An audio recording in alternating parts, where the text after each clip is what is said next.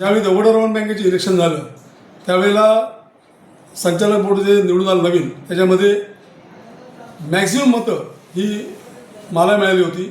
सलग 3 इलेक्शनमध्ये मला मॅक्झिमम मतं मिळाली आहेत आणि त्यावेळच्या परिस्थितीत म्हणजे मी चेअरमन झालोच त्यावेळी बँकेची असलेली एकंदर सगळी प्रगती आणि आज दौंड बँकेच्या जबाबदारीतनं राजीनाम्यातून मुक्त आल्यानंतरची आजची परिस्थितीचा विचार केला तर खूप मोठा फरक आहे.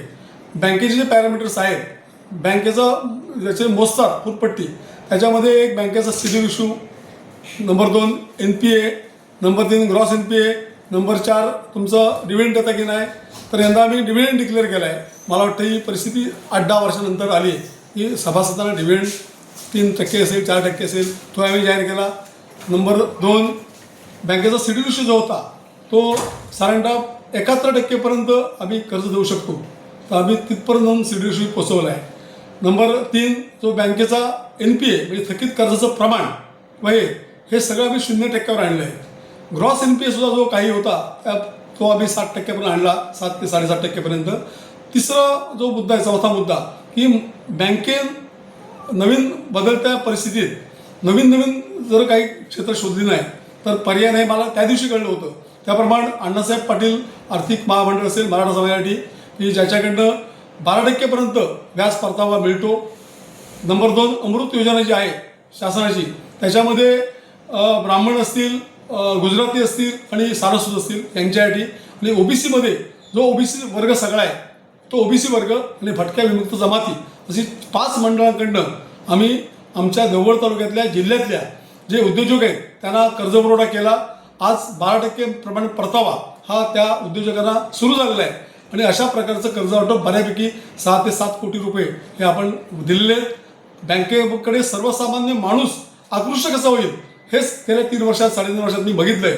म्हणजे मला काही लोकांनी सांगितलं की ह्या चेंबरमध्ये पब्लिक चेंबर झालेलं आहे तेव्हा माझं उत्तर दिलं होतं की ज्या वेळेला एखाद्या अध्यक्षाचं एखाद्या पदाधिकाऱ्याचं पब्लिक चेंबर होईल त्याच वेळेला ती संस्था असेल किंवा ती अन्य काही असेल ती खऱ्या अर्थात ऊर्जित अवस्थेत येऊ शकते. मला वाटतं सगळ्याच्या बँकेच्या प्रवासात आम्ही ज्या पॅनलखाली निवडणूक लढवली ते आमचे आदरणीय नंदुशेठ घाटे शिवम पॅनलचे प्रमुख अजित गोपटे असतील, नितेश राणे असतील, ह्या सगळ्यांनी मला चांगलं सहकार्य केलं. वसुलीच्या बाबतीत सुद्धा आम्ही शक्यतो कर्जदाराला कमीत कमी त्रास होईल पण तो वसुली आम्हाला गेल्यानंतर देईल अशा प्रकारचं काम करण्याचा प्रयत्न केला. वसुलीशिवाय बँक चालत नाही वस्तुस्थिती आहे. तरी पण आमच्या कर्मचाऱ्यांनी जे 5 वर्षात सहकार्य दिलं, संचालक मंडळांनी जे मला सहकार्य दिलं ते निश्चितपणे मी त्यांचा ऋणी आहे. मला वाटतं माझ्यापेक्षा सुद्धा कर्तृत्ववान या बँकेला अध्यक्ष मिळेल आणि यापेक्षाही प्रगती भविष्यात होईल एवढी मला आशा आहे. मात्र कुठल्याही परिस्थितीत दौंड अर्बन बँकेचं नाव हे असंच राहावं. मर्ज करायला अनेक जणांनी प्रयत्न केले, आम्हाला विचारणा सुद्धा केली पण माझं उत्तर ठरलेलं होतं की मी जोपर्यंत अध्यक्ष असेल तोपर्यंत ही बँक कुठल्याही बँकेत नवीन बँकेत सावंतवाडी अर्बन प्रमाण मर्ज करू देणार नाही. त्याप्रमाणे मी माझ्या शब्दाला जागलोय. भविष्यातही ही बँक कुठल्या ह्याच्यात मर्ज होऊ नये.